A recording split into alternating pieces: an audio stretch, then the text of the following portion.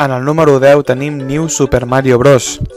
Aquesta va ser la primera entrega en anys d'un joc de Mario en 2 dimensions. Es veia molt bé amb les limitacions del hardware de la DS i va ser un joc molt divertit. Va tenir de l'èxit que des d'aleshores n'han tret diverses versions. A mi va ser un dels jocs que més em va agradar de la consola, un dels primers que vaig jugar. En el número 9, Bleach Dark Souls. Que jo sàpiga hi ha 3 jocs de lluita de la saga Bleach en la consola Nintendo DS. Aquest és el segon i és el que més em va agradar a mi. És un joc fantàstic en 2 dimensions, personatges pixelats. Té una quantitat de lluitadors disponibles molt bona, els personatges més interessants de la sèrie fins a aquell moment. I és un joc molt divertit, amb molts combos espectaculars, cada personatge és diferent i a més tots ells valen la pena. Quan els domines, tots ells són molt bons per lluitar. Un joc al que li vaig dedicar moltíssimes hores. En el número 8 està l'entrega de Pokémon Black and White. Aquesta va ser la primera que va optar per una espècie de gràfics en 3 dimensions, tot i que encara amb una vista aèria, molt bonic, i va incorporar algunes novetats com per exemple poder lluitar amb 3 Pokémons alhora i anant-los intercanviant de manera ràpida en el combat. Estava molt bé, gràficament estava bé. Per la resta un joc semblant als altres Pokémons, però jo trobo que aquest va ser la millor entrega de la saga fins al moment. Millor que les entregues, per exemple, de Rubí, Zafir i les anteriors. Va ser una mica, no el punt d'inflexió de la saga, perquè aquest ha arribat per la Nintendo 3DS, que realment el joc, diguéssim, evoluciona, però la millor entrega fins a aquell moment, un dels jocs de Pokémon que més vaig disfrutar. En el número 7 està el primer JRPG d'aquesta llista i us puc assegurar que d'aquí fins al número pràcticament tots són JRPG, perquè és el que més jugava a la consola DS. En aquest cas és el Golden Sun Dark Dawn, la tercera entrega de la saga Golden Sun i l'única per a Nintendo DS. És curiós que amb els anys que va durar la Nintendo DS només sortís una entrega d'aquesta saga. Segueix en la línia de les anteriors. La història comença, diguéssim, amb els fills dels protagonistes dels primers jocs de Golden Sun, que també hi surten, i bàsicament és un JRPG per torns on, igual que amb les sagues anteriors, es dona molta importància als puzzles que s'han d'anar resolent per explorar el mapa i les mazmorres. Un bon joc de rol en conjunt. En el número 6, The Four Heroes of Light, o com també se l'anomena Final Fantasy The Four Heroes of Light. Es tracta d'un spin-off de Square Enix que intenta ser com un Final Fantasy dels clàssics. Torna als orígens per imitar el primer Final Fantasy, posant-nos en la pell de 4 herois, i tenim els clàssics de la saga, combats per torns, tenim un sistema de jobs que està bastant bé, un sistema de jobs semblant al Final Fantasy 3, no tan bo com el Bravely Default, però un bon sistema de joc, diguéssim, i tots els elements clàssics. Vaig estar dubtant entre posar el remake del Final Fantasy 3 i aquest, però he optat per aquest perquè al ser, diguéssim, un joc original de la consola i no un remake, crec que val la pena donar-li importància. És un joc que va passar desapercebut però val la pena.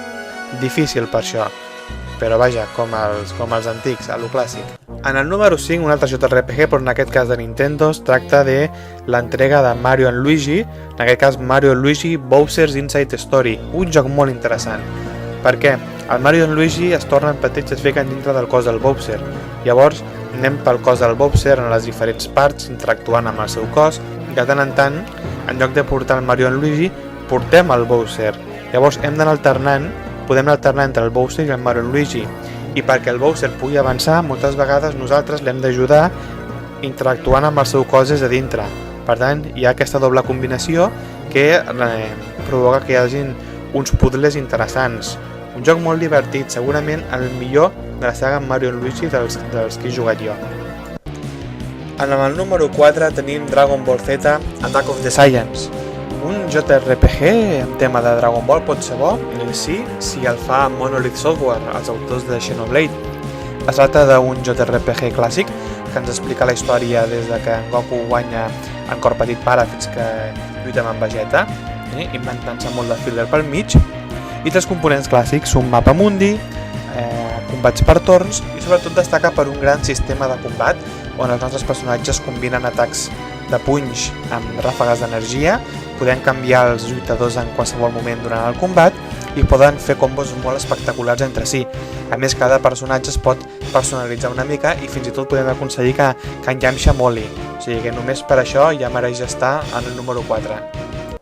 Amb el número 3 tenim la novena entrega de Dragon Quest Centinelas del Firmamento. Bé, en la línia de la saga no decepciona gens, és un joc molt maco, uns bons gràfics, exprimeix al màxim la consola DS, uns gràfics molt colorits, combats per torns, una història prou interessant, un joc llarg i molt complet, un joc imprescindible pels amants de la saga Dragon Quest. Estaria més amunt si no fos perquè hi ha un JRPG que és insuperable en aquesta llista. En el número 2, el joc que més hores he dedicat en aquesta consola de llarg, que es tracta del Mario Kart DS, la millor entrega fins al moment, sobretot per dues novetats molt importants. Primer, va ser la primera en incorporar tot el tema de reutilitzar carreres que ja estaven en les anteriors entregues, el que feia que el joc sigués llarguíssim. A més d'això, incorporava la novetat de que cada cotxe tenia una sèrie de característiques que canviaven una mica la manera de com es conduïa. Un joc increïble, va treure un bon rendiment a la consola i vaig dedicar una quantitat d'hores molt gran, també en mode multijugador, per tant mereix estar en aquesta segona posició. I en primera posició, el millor JRPG per aquesta consola es tracta del remake de Final Fantasy IV. He d'aclarar que el Chrono Trigger no l'he posat a la llista, ho hauria de ser, però el Chrono Trigger és només un port, mentre que el Final Fantasy IV, igual que el 3, és un remake on s'ha canviat totalment tot l'apartat visual del joc, a més d'haver incorporat algunes coses noves en la jugabilitat. Per això he pensat que era de justícia posar-los encara que no siguin jocs originals. Final Fantasy IV és el meu Final Fantasy preferit, JRPG el meu gènere preferit, per tant era inevitable que estigués al capdavant de la llista. Esperem que Square Enix ens faci un remake del Final Fantasy VI també per la 3DS o per la consola que ells vulguin, que l'estem esperant. Aquest joc és molt maco, gràficament està bé, incorpora algunes novetats i en fi, ara també està disponible per Steam, pel PC, o sigui que no hi ha cap excusa per no jugar-lo.